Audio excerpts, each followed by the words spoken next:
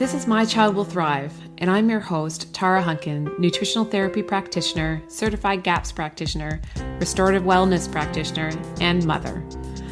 I'm thrilled to share with you the latest information, tips, resources, and tools to help you on the path to recovery for your child with ADHD, autism, sensory processing disorder, or learning disabilities. My own experiences with my daughter, combined with as much training as I can get my hands on, research I can dig into, and conferences I can attend, have helped me to develop systems and tools for parents like you who feel overwhelmed trying to help their children. So sit back as I share another great topic to help you on your journey. A quick disclaimer before we get started. My Child Will Thrive is not a substitute for working with a qualified healthcare practitioner.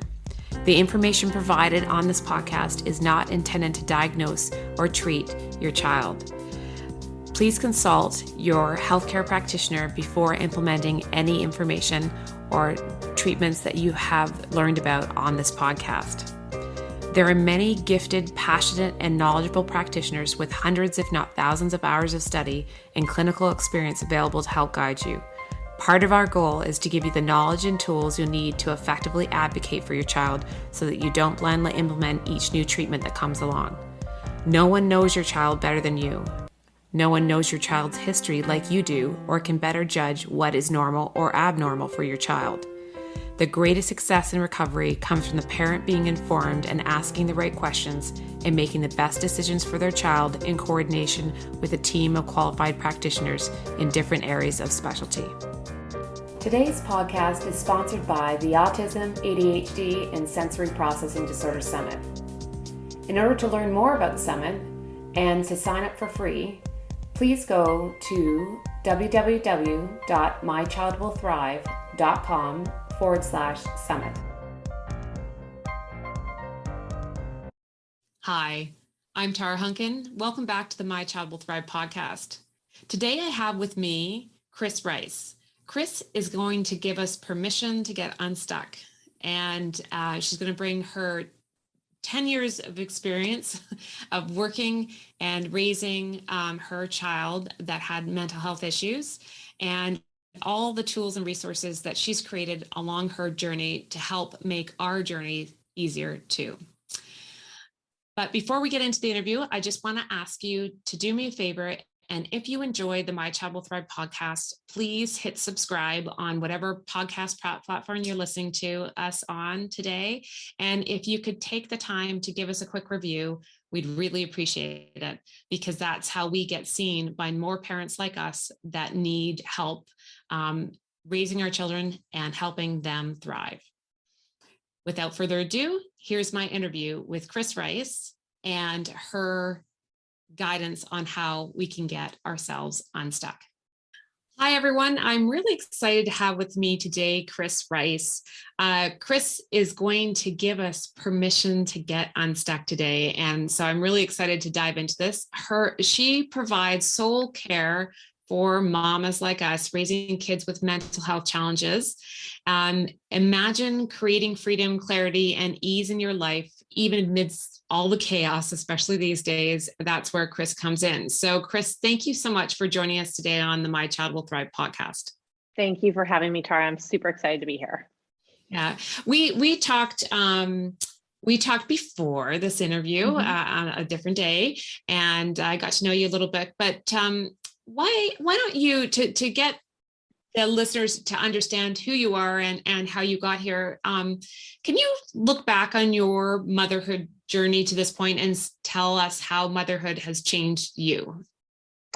Definitely. So motherhood has very much shaped and morphed who I am 10 years into this journey. That is definitely a very different person than I was 10 years ago when this all began. So what I had in my head of what motherhood would look like 10 years ago was this very picture perfect ideal version of what motherhood would be like. I don't think anybody doesn't go in with that notion, but it really wasn't too long. It was about 3 years in that we discovered that my daughter had mental health struggles. And I really was forced to decide whether I wanted to cling to this version of perfection that I had in my mind of what things should look like, or if I could be brave and step into this really unknown, uncomfortable space of asking questions that I didn't know the answers to, and figuring out how to support her and how to really come together as a family to embrace this journey together. And so I obviously chose the latter. I let go of that perfectionism. And I can honestly say, while it has not been easy by any stretch of the imagination, the value and the worth for what we have gotten from coming together in that way has just been so gratifying and so amazing, and like nothing I could have ever pictured. And so I'm really grateful for this journey, challenging as it may be. And it also pulled me out of my own way from being stuck in this perfectionist mindset to think a different way and approach life in a really different way. I mean, my goodness, I went from being in corporate marketing for years and years and doing corporate events to now being on a fairly like out of the box way to support my family. So all of that is part of my journey, and I'm really thankful to say that, 10 years in, it may have taken me that long to find tools and resources and ways to support myself and my family, but we did it. And I'm really proud to then be able to give my clients a faster track than I had. So that's how I got here. That's amazing. Can you maybe just, if you don't mind, sharing a bit about your journey with your daughter specifically in terms of what challenges that so that other people that are listening might be able to I think we can all relate to exactly what you just talked about. So that's really great, because we all have to give up that idea of perfection, and what perfect means, right? So we were just talking before we got online too about Instagram and the fact that I am completely inept at it. But in the Instagram world that we're in, where everybody's feeds look perfect, or it could be Facebook or whatever, and everybody's posting all about all the wins, and which would be typical wins of parenting and parenthood and the joys of that. Many of us didn't have comparable stories. So in this world, we look at how everyone else is doing and compare ourselves to their ideals or their all their good stuff that shows up in those social media feeds. And it can be very lonely and depressing as a new parent in particular, when you had nothing to compare it to from before, just your dreams. Yeah, definitely. And like, to give someone else a feeling of you're not alone to go along with that, I think I've been thinking about it a lot lately. Our kids just started going back to school about 3 weeks ago.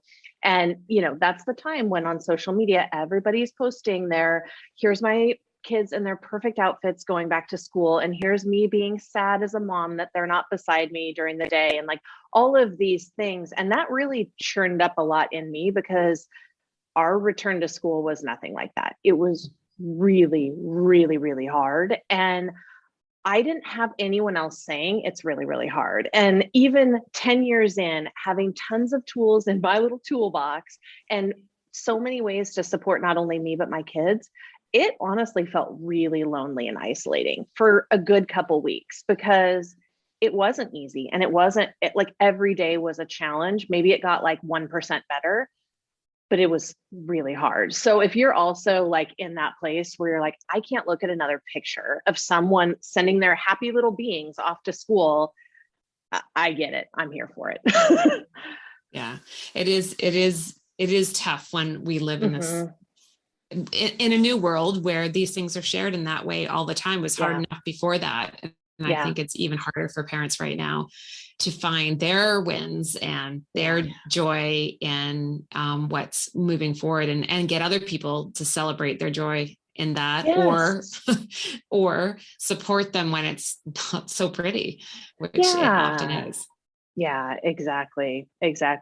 I did digress. You asked me for signs of what that kind of looked like, in what were sort of our triggers or things to notice from early on. Do you want me to go into that? Yeah, that would be great. Yeah, absolutely. So for us, so she was 3. She was like 2.5, 3 years old where these signs started popping up. And for us, I think some of that got escalated because our second daughter came along. And so we had something else pulling attention away from her, which was part of the unveiling of that. So how either she was handling that or the things that we were observing. A lot of ours were sensory challenges. So us trying to brush her hair, and I mean, I kid you not, I'm surprised CPS was never called. I mean, and honestly, it happened again today. Like, it still happens. So, but as a little one, I was like, I don't feel like it should be this hard to just get our hair brushed in the morning. Or she switched a lot from being able to kind of like freely wear whatever she wanted to wear to one specific type and brand of sock. We still can only wear that specific type and brand of sock, and it physically pains her to wear something different. And so as somebody who didn't grow up feeling that same way, sometimes it's really hard to know how best to support them in that, and how much do you think you just attribute it to their 2.5 and they're being willful, or how much is this like, okay, this is like actually painful to them. So ours were, it was a lot of those things. Eating was really challenging, really repetitive things that we had to always give her and almost distract from the eating process, because that was really challenging for her. So as I think back on it, it was honestly like 1,000 tiny moments that I just listened to, adding up and saying, it just can't be this hard. Life cannot be this hard. And admitting like, I don't know the answer though. So I know I know in my gut, it shouldn't be like this, but I also know, or it shouldn't be this hard per se, but I also don't know the answer. And so that's a hard and scary place too. But I will say, once I kind of turned that over and just said, I don't know it, like it's out of my hands, then answers did start to be revealed to us. So I think, to me, that was such a pivotal moment of sitting in that darkness, but also figuring out like that was actually the start of our journey. Once I just gave it over to stop trying to control everything around me to make it work. Yeah.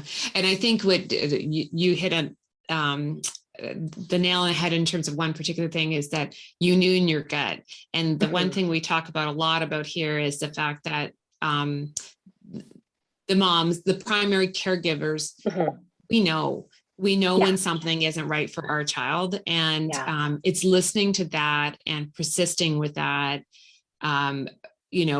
Especially when you're a new parent, it's really hard. You start to question whether or not this is normal or not normal. Like you said, really, is it supposed to be this hard for her, for us, for everyone?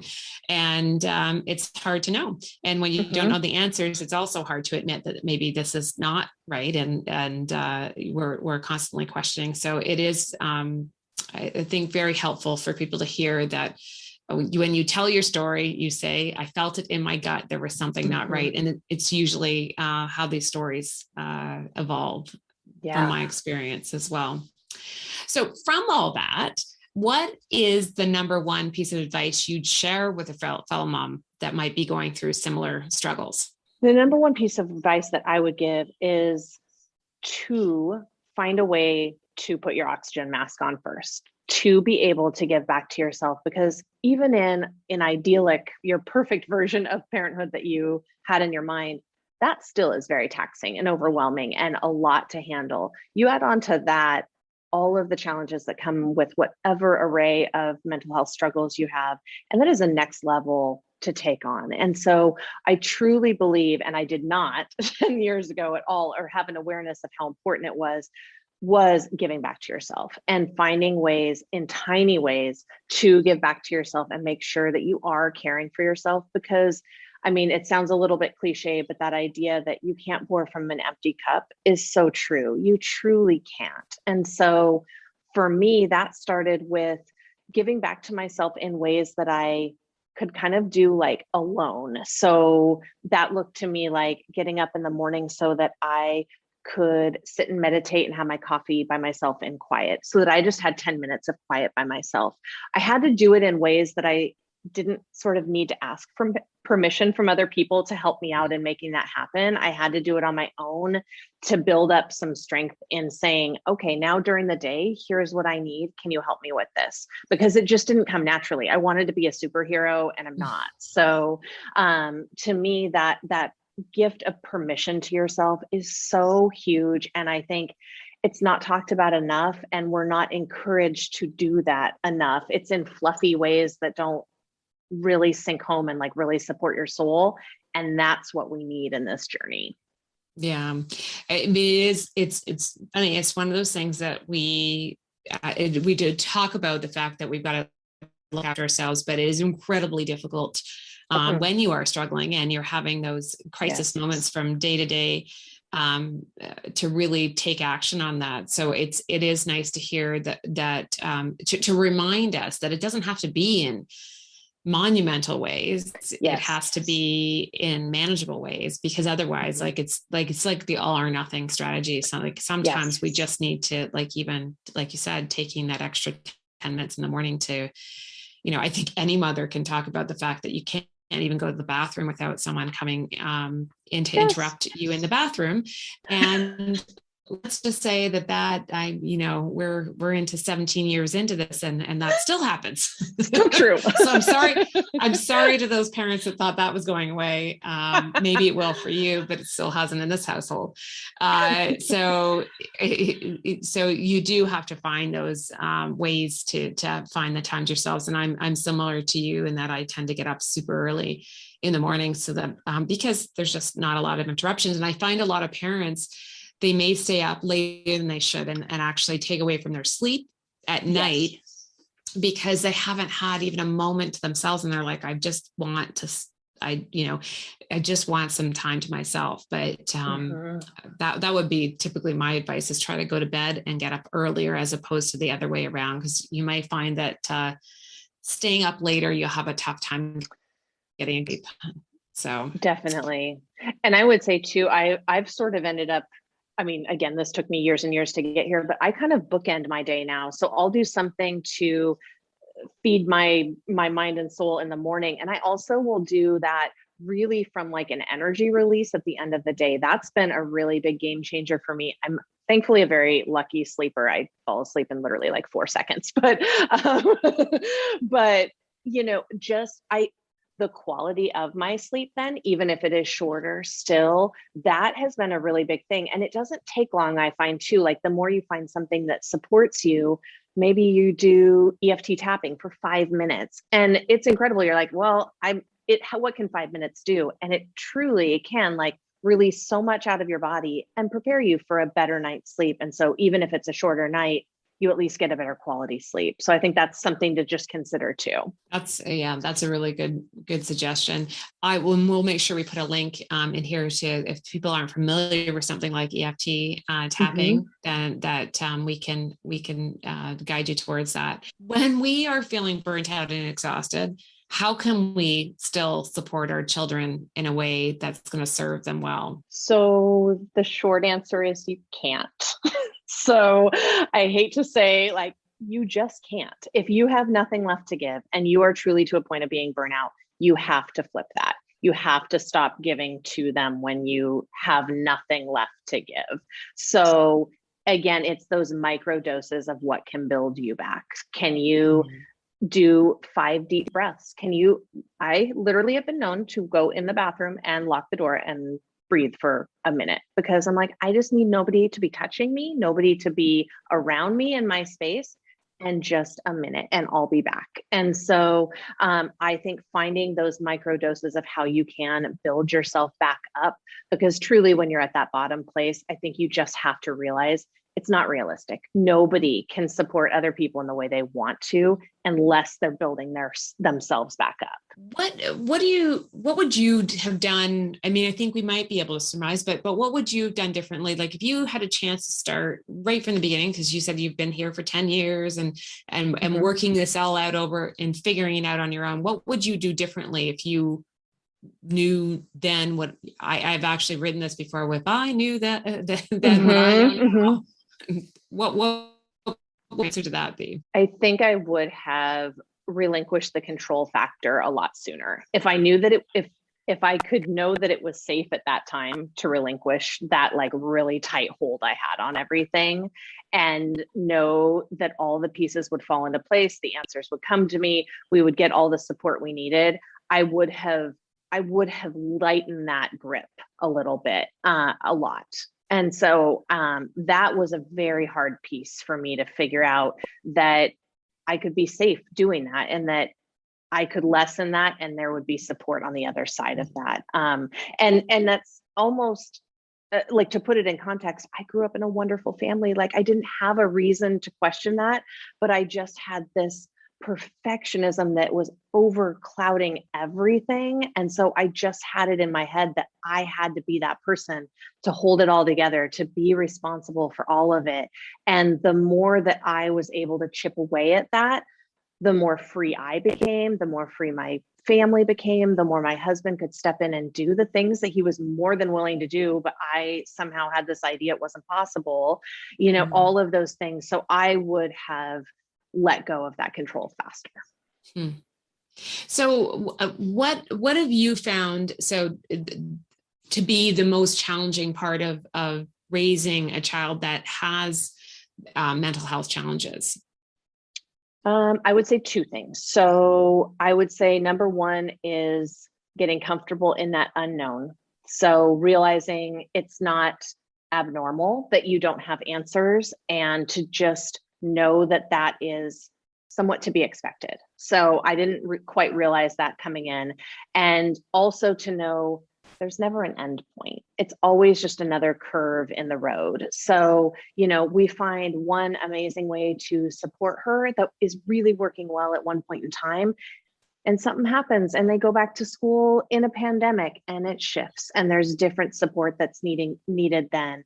And it's just an ever winding road. And I knew in my logical mind that yes, it was never ending, but sometimes that just hits harder than you realize. So I think that is just really, to me, hopefully comforting to hear, is like, everybody's in this together too. Nobody has that like end stop point that they get to and they're like, great, utopia, we made it. Like, that doesn't happen. So, but when you get to a point where there's more good days than there are challenging days, or more of the day has been positive than challenging, you get to those points where like going back to school, I was feeling so burdened by it all. And then I looked and I was like, well, we made it.